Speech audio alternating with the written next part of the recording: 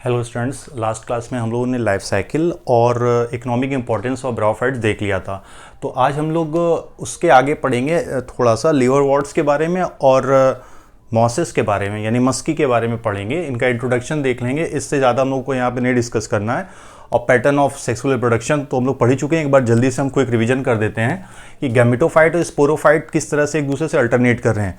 ये टॉपिक को हम लोग फिर से रिवाइज करेंगे जब लाइफ साइकिल पैटर्न पढ़ेंगे, हैप्लॉन्टिक, डिप्लॉन्टिक और हैप्लोडिप्लॉन्टिक। यहाँ पे जल्दी से मैं एक रिवीजन मार दे रहा हूँ कि कहानी शुरू कहाँ से होती है। अगर ब्रायोफाइट्स में देखा जाए तो गैमेटोफाइट से। कहाँ से शुरू होती है? गैमेटोफाइट से, क्योंकि ये डोमिनेंट स्टेज होती है ब्रायोफाइट में। ये क्या होती है? डोमिनेंट स्टेज होती है।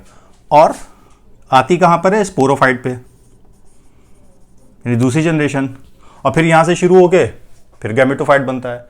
तो गैमेटोफाइट क्या बनाता है? गैमीट्स। ठीक है, ये गैमीट्स बनाएगा। स्पोरोफाइट क्या बनाएगा? स्पोर्स बनाएगा। सिंपल सी बात है। गैमेटोफाइट के पास क्या है? रिप्रोडक्टिव स्ट्रक्चर्स हैं, वो क्या बनाएगा? गैमीट्स। ये गैमीट्स आगे चलकर क्या बनाएंगे? स्पोरोफाइट। और स्पोरोफाइट क्या बनाएगा? स्पोर्स। ठीक है, ध्यान रखना है। गैमीट्स और गैमीट से क्या बन रहा है? स्पोरोफाइट। मतलब गैमीट का मतलब यहां कहने का ये गैमीट फ्यूज हो रहे हैं, फिर क्या बन रहा है? स्पोरोफाइट। फाइन। और ये स्पोरोफाइट क्या बनाएगा? स्पोर। और ये स्पोर आगे चलकर वापस क्या बना देंगे? गैमेटोफाइट। फर्क क्या हो जाएगा? ये हैप्लॉइड है, ये हैप्लॉइड है। ठीक है, ये डिप्लॉयड होगा, वापस ये फिर क्या होगा? हैप्लॉइड होगा। तो सेल डिवीजन का पैटर्न भी बदल जाएगा। गैमेटोफाइट गैमेट बनाने के लिए कौन सा सेल डिवीजन करेगा? माइटोसिस।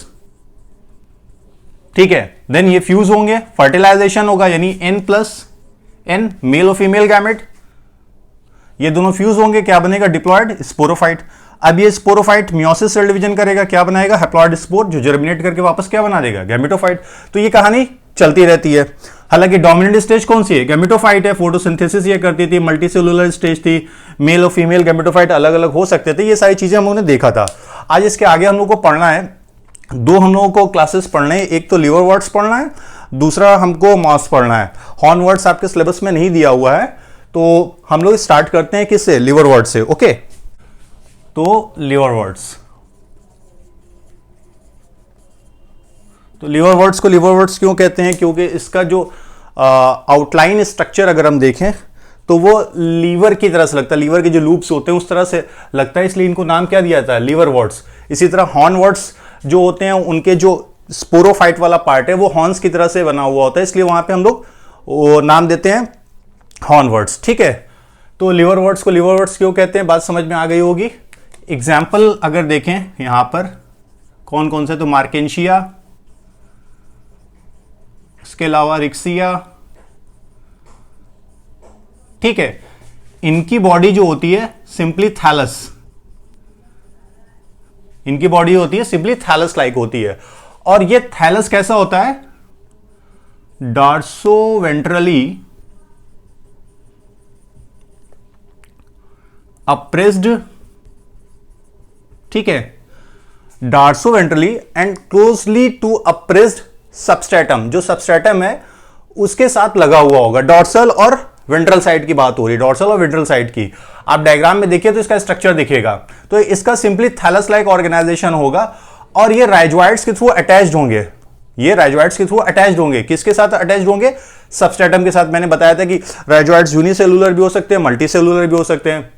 जैसे लिवरवर्ट्स के केस में हम लोग देखें तो यहां पे आपको जो राइजोइड्स मिलेंगे वो यूनिसेलुलर मिलेंगे। यहां पे राइजोइड्स कैसा होगा? यूनिसेलुलर होगा। फाइन। तो राइजोइड्स यूनिसेलुलर हैं। बॉडी जो है थैलस लाइक है, मतलब कोई क्लियर कट यहां डिफरेंशिएशन आपको नहीं समझ में आ रहा है कि कौन सा रूट वाला पार्ट है, कौन सा स्टेम वाला पार्ट है। हालांकि राइजोइड जो है रूट को रिप्रेजेंट कर रहा है, या लीफी स्ट्रक्चर नहीं यहां पे समझ में आ रहा है। वहीं दूसरे मेंबर्स को अगर देखें, लिवरवर्ट्स के दूसरे मेंबर्स को, ये तो थैलस लाइक ऑर्गेनाइजेशन हो गया। जो लीफी मेंबर्स हैं, लीफी मेंबर्स, ठीक है, इनमें लीफ लाइक स्ट्रक्चर प्रेजेंट है, या लीफ स्ट्रक्चर प्रेजेंट है आप कह सकते हैं।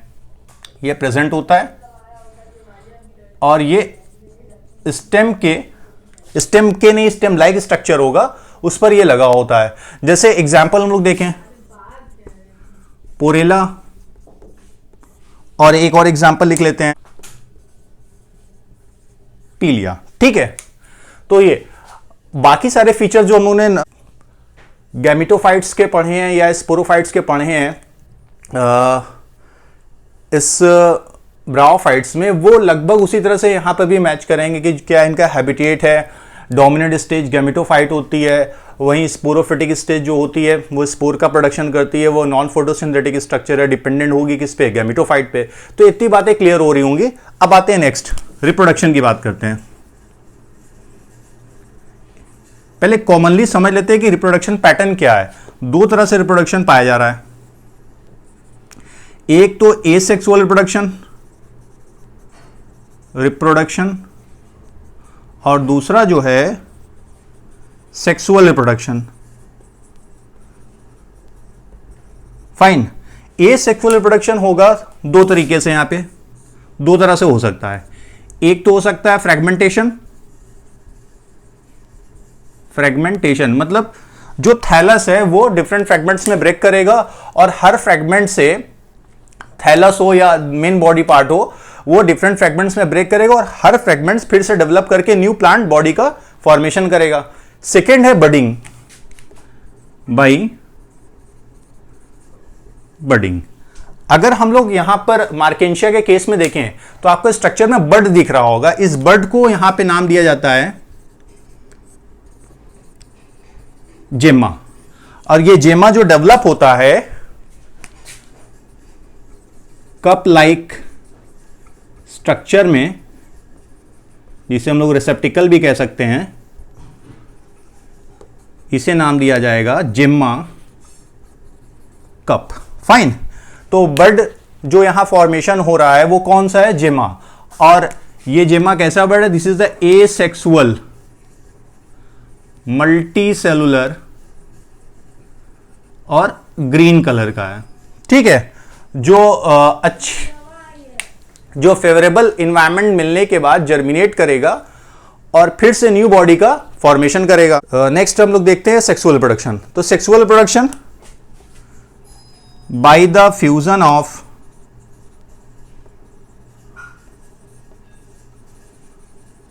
Gametes. Okay, by the fusion of gametes.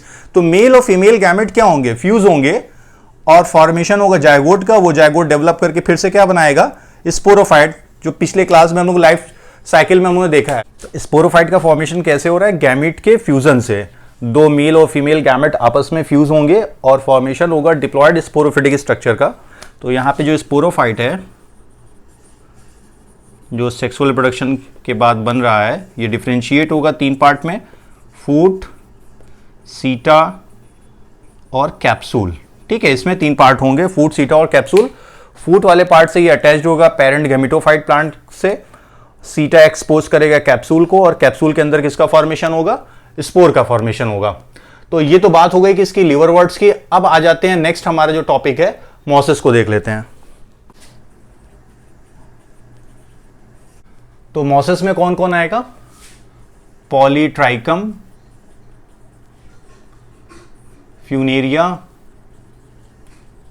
और स्फैग्नम। ठीक है, ये तीन एग्जाम्पल मैंने लिखे हैं और भी बहुत सारे एग्जाम्पल हैं। तो मॉसिस की गैमेटोफिटिक स्टेज जो होती है थोड़ा सा अलग है कंपेयर टू आप लिवरवर्ट्स को अगर देखें तो यहां पे जो गैमेटोफिटिक स्टेज है ये दो फेज से होकर गुजरती है। ये दो स्टेज आपको दिखेगा। पहला स्टेज प्रोटोनीमा कहलाता है और second stage is the leafy stage. इस लीफी स्टेज के पास सेक्स ऑर्गन होंगे। क्या होगा, सेक्स ऑर्गन, यानी leafy stage bear sex organ that is antheridium and archegonium. अब पहले वाले पे आते हैं प्रोटोनीमा। ये प्रोटोनीमा डायरेक्टली डेवलप होता है, डेवलप फ्रॉम स्पोर। ठीक है, कैसा स्पोर, हैप्लॉइड स्पोर। कौन बना रहा है, स्पोरोफाइट बना रहा है। तो मान लेते हैं ये स्पोर है, कहां से निकला, कैप्सूल से निकला। ठीक है, कैप्सूल कहां प्रेजेंट था, स्पोरोफाइट प्लांट के पास पहुंच होता। तो जैसे ही ये जर्मिनेट करेगा, ये मान लेते हैं इस तरह से ये जर्मिनेट कर रहा है, तो ये फिलामेंटस ब्रांच स्ट्रक्चर बनाएगा जो ग्रीन कलर का होगा, क्रीपिंग, ठीक है, रेंगने वाला। इसी को नाम देंगे हम प्रोटोनीमा। क्या नाम देंगे? प्रोटोनीमा। ये इसी तरह से और इसको ब्रांचिंग बना देते हैं।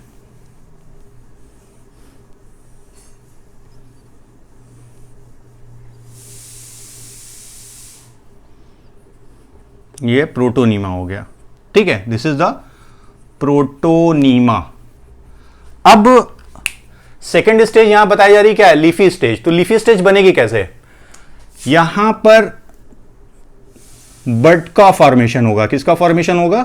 बड का फॉर्मेशन। अब ये बड ग्रो करेगी। जब ये बड ग्रो करेगी तो यहां पे हम दिखा देते हैं, ये इस तरह से लीफी स्ट्रक्चर का फॉर्मेशन होगा। ये इरेक्ट होगी, यानी सीधे इस तरह से डेवलप हो रही है, और यहां पर ये राइजोइड्स हैं जिसके थ्रू ये अटैच्ड होगी। किसके साथ? सबस्ट्रेटम के साथ। तो ये क्या फॉर्मेशन हुआ? लेटरल बड का। लेटरल बड का फॉर्मेशन किससे हो रहा है? सेकेंडरी प्रोटोनीमा से। This is the secondary. ये सारे क्या है? Secondary protonema. Secondary protonema. तो ये स्टेज जो है, यहीं पे आपको सेक्स ऑर्गन दिखाई देंगे। फाइन। तो मॉसिस में गैमेटोफिटिक स्टेज जो है उसमें दो फेजेस हमको दिख रहे हैं, या दो स्टेज दिख रहे हैं। पहला प्रोटीनोमा स्टेज जो डायरेक्टली किससे डेवलप हो रहा है? स्पोर से। ये क्या है? हैप्लॉइड है। और एक ब्रांच फिलामेंटस स्ट्रक्चर बना रहा है ग्रीन कलर का, जिसको नाम दिया जा रहा है प्रोटोनीमा। इस प्रोटोनीमा से नेक्स्ट स्टेज बन रही है लैटरल बडिंग के थ्रू, जिसे हम लोग क्या नाम दे रहे हैं? Leafy stage. तो ये वाला स्टेज कौन सा हो गया आपका? Leafy stage. और इसी पर क्या प्रेजेंट है? सेक्स ऑर्गन, यानी एंथ्रीडियम और आर्चिगोनियम। अब ये एंथ्रीडियम और आर्चिगोनियम से रिलीज क्या होगा? उसी तरह से गैमेट रिलीज होगा। आर्चिगोनियम से हालांकि नहीं रिलीज होगा, एक तो अपनी जगह रहता है। एंथ्रीडियम से एंथ्रोजोइड रिलीज होगा। वो वाटर के सहारे पहुंचेगा कहां पे? आर्चिगोनियम के पास, और देन फर्टिलाइज करेगा एक के साथ। क्या फॉर्मेशन होगा? जायगोट का। वो जायगोट डेवलप होगा, वापस क्या बनाएगा? स्पोरोफाइट। अगर आप कंपेयर करें लिवरवर्ट्स के कंपेयर में, तो मॉसिस में जो स्पोरोफाइट है वो थोड़ा सा ज्यादा एडवांस या कुछ ज्यादा डेवलप होता है। ओके, तो ये हो गया मॉसिस के बारे में। बाकी सारे फीचर जो जनरली गैमेटोफाइट स्पोरोफाइट के उन्होंने पढ़े वही हैं। एक चीज और यहां बतानी थी, जो यहां राइजोइड्स है ये मल्टी सेलुलर होगा। ये कैसा होगा? Multi cellular. और जो सेक्स ऑर्गन है ये मिलेंगे एपेक्स पे, ठीक है। आप डायग्राम में देखिए, फ्यूनेरिया के बगल वाला डायग्राम जो स्फैग्नम का दिया हुआ है, वहां पे आपको दिखे एंथ्रीडियल ब्रांच और आर्चिगोनियल ब्रांच अलग अलग स्ट्रक्चर करके दिया हुआ। उसी तरह से अगर आप लिवरवर्ट्स में देखेंगे तो कैसे हम पहचानेंगे कि मेल थैलस है कि फीमेल थैलस है? तो जो स्ट्रक्चर है आर्चिगोनियोस्पोर का और एंथ्रीडियोस्पोर का जो स्ट्रक्चर है, वहां पे आप देखेंगे तो एक तो अम्ब्रेला शेप में दिख रहा है, दूसरा पाम की जो लीफ होती है, पाम लीफ जो होती है, उस तरह का स्ट्रक्चर आपको दिखाई दे रहा होगा, ठीक है। तो गैमेटोफाइट हो गया, स्पोरोफाइट हम लोगों ने पढ़ लिया, सेक्सुअल रिप्रोडक्शन पैटर्न पढ़ लिया, लाइफ साइकिल पढ़ लिया, जनरल फीचर हम लोगों ने मॉसिस के और लिवरवर्ट्स के भी देख लिए। नेक्स्ट क्लास में इसके आगे कुछ और पढ़ेंगे। तब तक के लिए आप लोगों का शुक्रिया।